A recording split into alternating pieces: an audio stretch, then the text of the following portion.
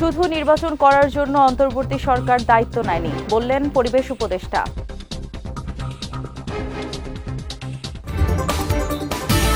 নানা চ্যালেঞ্জ সত্ত্বেও বাজেট নিয়ে কাজ করে যাচ্ছে সরকার, জানালেন অর্থ উপদেষ্টা।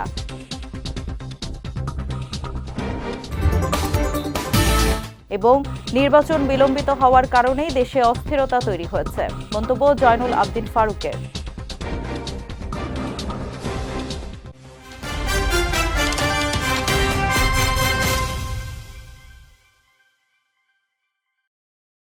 আসসালামু আলাইকুম। পুষ্টি চা নিবেদিত বিজয় রাতের সংবাদে আমন্ত্রণ জানাচ্ছি আমি সিরাজুম মনিরা বিলাসী। শুনছিলেন শিরোনাম, এবারে বিস্তারিত। শুধু নির্বাচন করার জন্য অন্তর্বর্তী সরকার দায়িত্ব নেয়নি বলে মন্তব্য করেছেন পরিবেশ ও বন উপদেষ্টা সৈয়দা রিজওয়ানা হাসান। সকালে ঢাকা বিশ্ববিদ্যালয়ে এক আলোচনা সভায় এ মন্তব্য করেন তিনি। উপদেষ্টা বলেন, সংস্কার, জুলাই হত্যার বিচার ও নির্বাচন, এই তিনটি মূল কাজ সামনে রেখে কাজ করছে অন্তর্বর্তী সরকার। দায়িত্ব নেওয়ার পর থেকে নানা দাবিতে রাজধানীর রাস্তাঘাট বন্ধ করা হচ্ছে উল্লেখ করে রিজওয়ানা হাসান আরও বলেন, নগরবাসীকে জিম্মি করে দাবি আদায়ের চর্চা শুরু হয়েছে। এই অবস্থা নিরসনে আমরা কিছুই করতে পারছি না। আমাদের দায়িত্ব পালন করা তখনই সম্ভব হবে যখন সকলের সহযোগিতা পাব। এ সময় জাতীয় নির্বাচন আগামী ডিসেম্বর থেকে জুনের মধ্যে হবে বলেও দাবি করেন পরিবেশ উপদেষ্টা। আমাদের তিনটা মোটা দাগের দায়িত্ব এবং তিনটাই কঠিন কঠিন দায়িত্ব। একটা দায়িত্ব হচ্ছে সংস্কার, একটা দায়িত্ব হচ্ছে বিচার, একটা দায়িত্ব হচ্ছে ইলেকশন। শুধুমাত্র ইলেকশন করবার জন্য তো আমরা দায়িত্বটা নিইনি, যেহেতু আরও দুটো দায়িত্ব আছে। আমরা দায়িত্ব নেওয়ার পর থেকে যার যত রকম দাবি আছে সব দাবি নিয়ে তারা রাস্তায় বসে যাচ্ছে, রাস্তা আটকে দিচ্ছে, একদম ঢাকা শহর অচল হয়ে পড়ছে। সেই অচল অবস্থা নিরসনে আমরা কিছু করতে পারছি কিনা, তো এগুলো আলোচনা করে যেটা আমরা চিন্তা করলাম যে আমাদের এই দায়িত্বটা কিন্তু জাতীয় দায়িত্ব, এবং আমরা তো আগে থেকেই বলছি যে আমরা ক্ষমতা নেইনি, দায়িত্বে আছি। এই দায়িত্বটা পালন করা তখনই আমাদের পক্ষে সম্ভব হবে যখন আমরা সকলের সহযোগিতা পাব। IMF বাংলাদেশের ওপর জোর করে কোনো শর্ত চাপিয়ে দিতে পারেনি বলে জানিয়েছেন অর্থ উপদেষ্টা ডক্টর সালেউদ্দিন আহমেদ।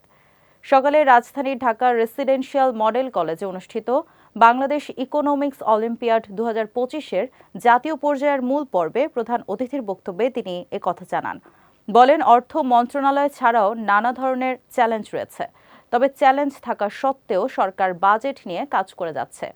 সাবেক তত্ত্বাবধায়ক সরকারের উপদেষ্টা হোসেন জিল্লুর রহমানের সভাপতিত্বে অনুষ্ঠানে উপস্থিত ছিলেন সেন্টার ফর পলিসি ডায়ালগ, সিপিডির নির্বাহী পরিচালক ফাহমিদা খাতুন সহ অনেকে।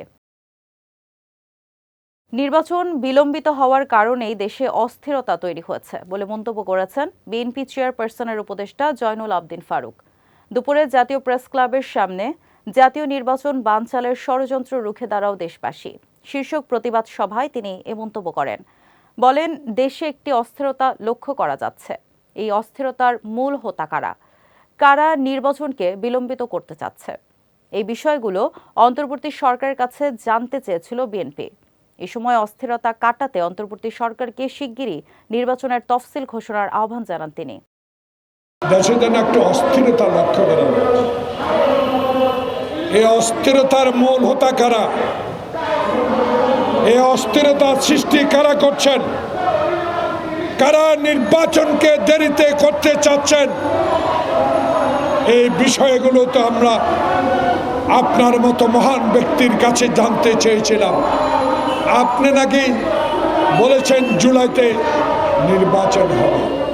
জুলাই হবে না, ডিসেম্বরে হবে। রোড ম্যাপটা দিলেই তো যারা আন্দোলনে ছিলাম, যারা হাসিনার আমলে আয়না করেছিলাম, যারা আন্দোলন করে লক্ষ লক্ষ মামলা খেয়েছেন, তারা আপনার সাথে বসতে পারত, কিন্তু এখনো তো নির্বাচনের ম্যাপটা ঘোষণা করলেন না। টানা 2 মাস চড়া থাকার পর অবশেষে কমতে শুরু করেছে সব ধরনের সবজির দাম। এতে ভোক্তাদের মধ্যে খানিকটা স্বস্তি এসেছে। তবে ডিম ও ব্রয়লার মুরগি সহ স্থিতিশীল রয়েছে অন্যান্য নিত্যপণ্যের দাম। এদিকে মাছের দাম কমলেও ক্রেতা না থাকার দাবি ব্যবসায়ীদের। রাজধানীর হাতিরপুল কাঁচাবাজার ঘুরে রিপোর্ট করছেন আশরাফুল ইসলাম, ছবি তুলেছেন সালমান খন্দকার সবুজ। দীর্ঘদিন অস্থিরতা ছড়ানোর পর এবার কিছুটা কমেছে সবজির দাম। সরবরাহ ভালো থাকায় অধিকাংশ সবজির কেজিতে কমেছে 10 থেকে 15 টাকা, আর সয়াবিন তেল, পেঁয়াজ ও কাঁচামরিচের দামও রয়েছে স্থিতিশীল। এদিকে বাজারের চাহিদার শীর্ষে থাকা ব্রয়লার মুরগির দাম সপ্তাহের ব্যবধানে কিছুটা কমেছে। একই অবস্থা মাছের বাজারেও। আগের দামে বিক্রি হচ্ছে ডিমের ডজন। স্থিতিশীল রয়েছে মাংসের বাজার। চাল, ডাল, মুদি পণ্যের দামও রয়েছে আগের মতোই। ব্যবসায়ীরা বলছেন, চাহিদার সঙ্গে সরবরাহের সামঞ্জস্য থাকলে বাজার নিয়ন্ত্রণ রাখা সম্ভব হবে। সবজির দাম তো আগে থেকে কমছে। টমেটোটা সিজন শেষে এর দামটা একটু বেশি, না পটল, ভেন্ডি করে দাম কম। গত সপ্তাহ থেকে এই সপ্তাহে কেজিতে 20 টাকা কমছে। এখন কিছু একটু কম মনে হচ্ছে আর কি আগের থেকে। গত সপ্তাহে যেটা ছিল বর্তমানে ওইরকমই আছে। মুসুর ডাল দিচ্ছে 135 টাকা, মোটার 110 টাকা। সব মাছের দামই মোটামুটি কম আছে, কিন্তু ভাই কাস্টমার নেই। গত সপ্তাহের তুলনায় এই সপ্তাহে কোনো জিনিসের দাম বাড়ে নাই। আলু 25 টাকা, পেঁয়াজ 55 টাকা, 60 টাকা। চালটা তো বাড়ার কোনো প্রশ্নে আসে না, যদি এখন নতুন চাল। গত সপ্তাহ থেকে এই সপ্তাহে দাম একটু কমছে। ব্রয়লার বেচতে 180-70, আর সোনালী 270-80। নিত্যপণ্যের বাজারের বর্তমান পরিস্থিতি স্বাভাবিক বলছেন কেউ কেউ, তবে এই দামও নাগালের বাইরে বলছেন নিম্ন আয়ের মানুষেরা। এখন যে বাজার যে অবস্থাতে আছে আমরা স্যাটিসফাই। মাছের দামটাও রিজনেবল, মুরগির দাম রিজনেবল, দেশি মুরগির দাম একটু বেশি। চালের দাম একটু বাড়ছে, পেঁয়াজের দাম একটু বাড়ছে, কাঁচামরিচের দাম বাড়ছে, সবজির দাম বাড়ছে। সরকারের কাজ হলো প্রতিনিয়ত বাজারকে মনিটরিং করা। তাহলে আমরা যারা ভোক্তা পর্যায়ে আছে, যারা আমরা ক্রেতা আছে, যারা ক্রয় করি, তারা এখানে বাজারের সবকিছু একটু কম দামে পাবে। ক্রেতারা মনে করেন বাজারের অবস্থা যেমনই হোক, সরকারিভাবে নিয়মিত বাজার মনিটরিংয়ের বিকল্প নেই। আশরাফুল ইসলাম, বিজয় টিভি, ঢাকা। এবার পুষ্টি চিনিগুড়া চাল নিবেদিত জেলা সংবাদ।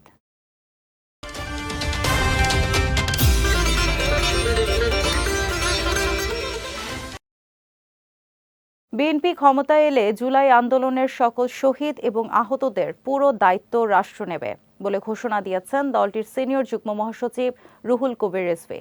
দুপুরে নরসিংদীর মেহেরপাড়ায় ছাত্র জনতার গণঅভ্যুত্থানে শহীদ আরমান মোল্লার পরিবারের সদস্যদের সঙ্গে সাক্ষাৎ শেষে তিনি এ ঘোষণা দেন। আরমান মোল্লার পরিবারের সকল দায়িত্ব আমরা বিএনপি পরিবার নিয়েছে জানিয়ে রিজভী বলেন, শহীদ পরিবারগুলোর পাশে দাঁড়ানোর দায়িত্ব ছিল সরকার ও রাষ্ট্রের, যা বর্তমান সরকার পুরোপুরি পালন করতে পারেনি। এ সময় অন্তর্বর্তী সরকারের কাছে নিহতদের পুরো তালিকা কেন নেই তাও জানতে চান বিএনপির নেতা। যারা এই আন্দোলনের সুফল পাচ্ছেন, যারা উপদেষ্টা হয়েছেন, বড় বড় পদ পাচ্ছেন, রাজনৈতিক দল গড়ে তুলছেন, তারা তো এই বিষয়গুলি আরো খবর নেওয়া উচিত ছিল। তারা তো একক দাবিদার মনে করতে, তারা আজকে নেই কেন? আজকে অনেক কথা শুনি যে এই কি বলে যে মানবিক করিডোর দেওয়া হবে, পরে শোনা গেল যে না, দেওয়া হবে না। এক একজন উপদেষ্টা একজন এক এক কথা বলছেন, কত কথা বলছেন। তো এই যে এত কথা বলছেন, এত ঘটনা, এত কাজের আপনারা কি বলে ফিরিস্তি শোনাচ্ছেন, কিন্তু যাদের রক্তের উপর আপনার এই অন্তর্বর্তী সরকার এবং আরো যারা আজকে অত্যন্ত ক্ষমতাশালী মানুষ বলে নিজেদের মনে করছেন, নতুন রাজনৈতিক দল যারা গড়েছেন, যারা ডিসি এসপির অফিসে সারাক্ষণ বসে থাকেন, তাদের কাছে এই লিস্ট নেই কেন? কেন আরমান মোল্লার ছেলে আজকে এতিমখানায় থাকবে? কয়েক বছর আগে নোয়াখালীর হাতিয়ায় ভূমিহীনদের পুনর্বাসনের জন্য সরকারিভাবে তৈরি করা হয় টুইন হাউস। তবে বর্তমানে সরকারি এসব ঘর দখল করে নিজের রাজত্ব কায়েম করছে রহমান নামে স্থানীয় এক ব্যক্তি। ফলে টুইন হাউসে থাকতে হলে ভূমিহীনদের এখন দিতে হয় ভাড়া। সময় মতো ভাড়া পরিশোধ করতে না পারলে নির্যাতন কিংবা মামলা দিয়ে হয়রানি করা হয়। হাতিয়া প্রতিনিধি তাজুল ইসলাম তসলিমের পাঠানো তথ্যচিত্রে বিস্তারিত মাহমুদুর রহমানের ডেস্ক রিপোর্টে। 2010 সালে সিডিএসপির মাধ্যমে ভূমিহীনদের পুনর্বাসনের জন্য টুইন হাউস নামে একটি প্রকল্প বাস্তবায়ন করে তৎকালীন সরকার। এর আওতায় নোয়াখালীর হাতিয়ার হরণী ইউনিয়নের বয়রচরের নবীপুর গ্রামে একটি টুইন হাউস তৈরি করা হয়। এখানে একটি পুকুর, 2টি গভীর নলকূপ ও 16টি ঘর নির্মাণ করে দেয়া হয়। প্রতিটি ঘরে রাখা হয় 2টি করে পরিবারের থাকার ব্যবস্থা। সময়ের পালাবদলে অনেকে এই টুইন হাউস ছেড়ে বর্তমানে অন্য জায়গায় বসবাস করছেন। তাতে সুযোগ বুঝে চলে যাওয়া প্রতিটি পরিবার থেকে স্ট্যাম্পের মাধ্যমে এসব ঘর কিনে নিয়েছেন স্থানীয় রহমান। এসব ঘর এখন ভূমিহীনদের কাছে ভাড়া দিয়ে রেখেছেন তিনি। সরকারি ঘরে ভাড়া দিয়ে থাকতে হিমশিম খেতে হচ্ছে ভূমিহীনদের। সময় মতো ভাড়া পরিশোধ করতে না পারলে তাদের উপর নির্যাতন, হামলা ও মামলা দিয়ে হয়রানির অভিযোগ উঠেছে রহমানের বিরুদ্ধে। এটা হলো টুন হাউস, সরকারি ঘর। দাবি করি মানে ঘরের ভাড়া নিতেছে কত 8-10টা ঘর। আর ঘরের পিছনে টয়লেট ভাঙ্গি দরনা পিছনে যা আছিল সব লই গেছে। যারা বর্তমানে ঘরে আছে তাদের থেকে ঘরগুলো ভাড়া দেওয়া হয়েছে। ভাড়া দেওয়ার কারণে এখানে হয়তো তৃতীয় আরেক পক্ষ বাজি এই ঘরগুলা তাদেরকে দখল করে দেওয়ার চেষ্টা করতেছে। এদিকে ভূমিহীনরা আর্থিক সমস্যার কারণে এসব ঘর বিক্রি করে গেছেন বলে দাবি অভিযুক্ত রহমানের স্ত্রীর। সরকারিভাবে ঘরটা বন্দোবস্ত দিছে, বেগ তলা লাগরে দিছে, হেরা বন্দোবস্ত হয়, হেরা বিক্রি করে গেছে। আমাতন বিক্রি করে গেছে। আমার 5 জন ছেলে, আমি আমার ছেলে গোল্লাই কিনে লইছি। আর কথা বলেন, আমি মাইজদি করে যাই, আগে কাগজপত্র চাইছি কি এখানে সত্য না মিথ্যে। 4 জন মাইজদি করে কাগজপত্র দলিল খতিয়ান সব কিছু আছে। তখন আমি মাইজদি করে যাই, এই জায়গাটা কিনে লইছি, বুঝছেন, আমার ছেলে গোল্লাই। অন্যদিকে সরকারি খাস জমিতে তৈরি করা ঘর জবরদখলকারীর বিরুদ্ধে আইনগত ব্যবস্থা নেওয়ার কথা জানিয়েছেন এ কর্মকর্তা। অতি সম্প্রতি আমরা অভিযোগ পেয়েছি একটি গ্রুপ সেটি জোর জবরদস্তি করে দখল করে অন্যদেরকে ভাড়া দেওয়া হচ্ছে, এরকম একটা অভিযোগ আমরা পেয়েছি। এই অভিযোগের ভিত্তিতে আমরা সম্প্রতি একজন তহসিলদারকে ওখানে পাঠাবো, তদন্ত করে উনি যদি প্রতিবেদন দেয় সেই প্রতিবেদন অনুযায়ী আমরা আইনানুগ ব্যবস্থা নেব। সরকারি ঘরে বিনা হয়রানিতে বসবাসের ব্যবস্থা দ্রুত নিশ্চিত হবে, এমনটাই প্রত্যাশা ভুক্তভোগীদের। বিজয় টিভি নিউজ ডেস্ক।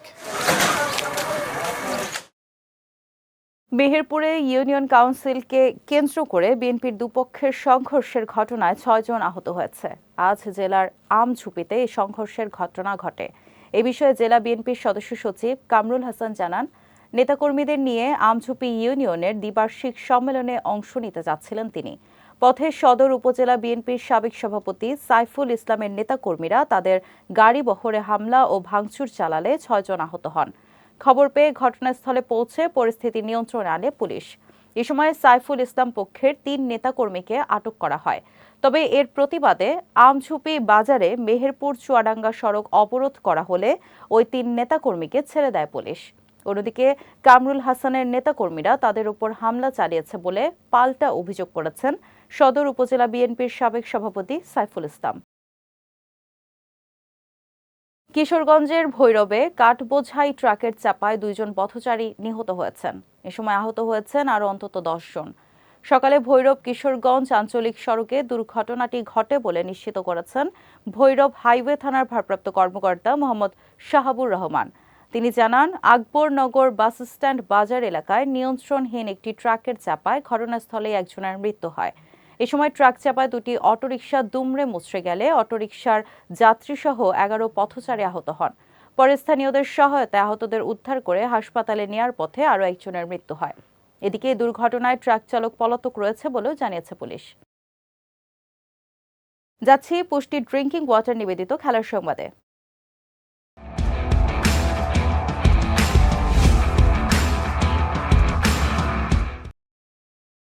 ইনজুরি কাটিয়ে রয়্যাল চ্যালেঞ্জার্স বেঙ্গালুরুর হয়ে আবারও আইপিএলে ফেরার পরিকল্পনা করছেন অস্ট্রেলিয়ান পেসার জশ হ্যাজেলউড। আজ বিষয়টি নিশ্চিত করে ESPN ক্রিকইনফো জানিয়েছে, কাঁধের চোট কাটিয়ে পুনর্বাসন শেষে প্লে অফে আরসিবির হয়ে মাঠে নামার জন্য প্রস্তুত তিনি। ইনজুরিতে পড়ার আগে এই আসরে দারুণ ফর্মে ছিলেন হ্যাজেলউড। 10 ম্যাচে 18 উইকেট নিয়ে দলের সফলতম বোলার 34 বছর বয়সী পেসার। এদিকে ভারত পাকিস্তান যুদ্ধের জেরে আইপিএল স্থগিত হওয়ার আগে বেঙ্গালুরুর সবশেষ ম্যাচটি তিনি খেলতে পারেননি। পরে আইপিএল আবার শুরু হলেও অস্ট্রেলিয়ায় পুনর্বাসনের কারণে ভারতে ফিরতে পারেননি তিনি। তবে ইনজুরি সেরে ওঠায় এবার আইপিএলে ফেরার জন্য অনুশীলন শুরু করে দিয়েছেন তিনি। অবশেষে বার্সেলোনায় থেকে যাওয়ার সিদ্ধান্ত নিয়েছেন ব্রাজিলিয়ান তারকা রাফিনহা। নতুন কোচ হ্যান্সি ফ্লিকের পরিকল্পনায় ভরসা খুঁজে কাতালানদের হয়ে মাঠে থাকার কথা জানিয়েছেন তিনি। সম্প্রতি ক্লাবটির সভাপতি হুয়ান লাপোর্তা, সহসভাপতি রাফা ইউস্তে এবং ক্রীড়া পরিচালক ডেকোর উপস্থিতিতে ক্লাবটির সঙ্গে চুক্তির মেয়াদ 2028 সাল পর্যন্ত বাড়িয়েছেন তিনি। আগের চুক্তি অনুযায়ী রাফিনহার মেয়াদ শেষ হতো 2027 সালে। তবে এবার ঘরোয়া ট্রেবল জিতে সেই মেয়াদ 2028 সালের জুন পর্যন্ত বাড়ালেন তিনি। বর্তমানে চ্যাম্পিয়ন্স লিগে শীর্ষ গোলদাতাদের তালিকায় সারহাউ গুইরাসির পরেই রয়েছেন 28 বছর বয়সী এ তারকা ফরওয়ার্ড। পুষ্টিচা নিবেদিত বিজয় রাতের সংবাদ শেষ করার আগে শিরোনামগুলো দেখে নিচ্ছে আরও একবার।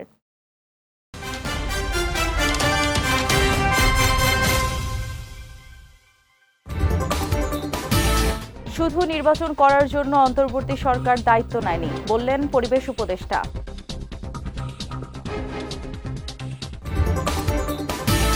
নানা চ্যালেঞ্জ সত্ত্বেও বাজেট নিয়ে কাজ করে যাচ্ছে সরকার, জানালেন অর্থ উপদেষ্টা।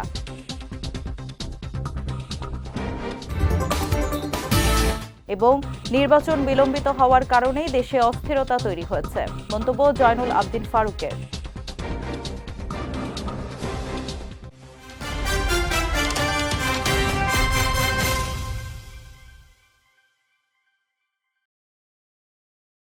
বিজয় রাতের সংবাদ শেষে আজকের মতো আমি সিরাজুম মুনিরা বিলাসী আপনাদের কাছ থেকে বিদায় নিচ্ছি।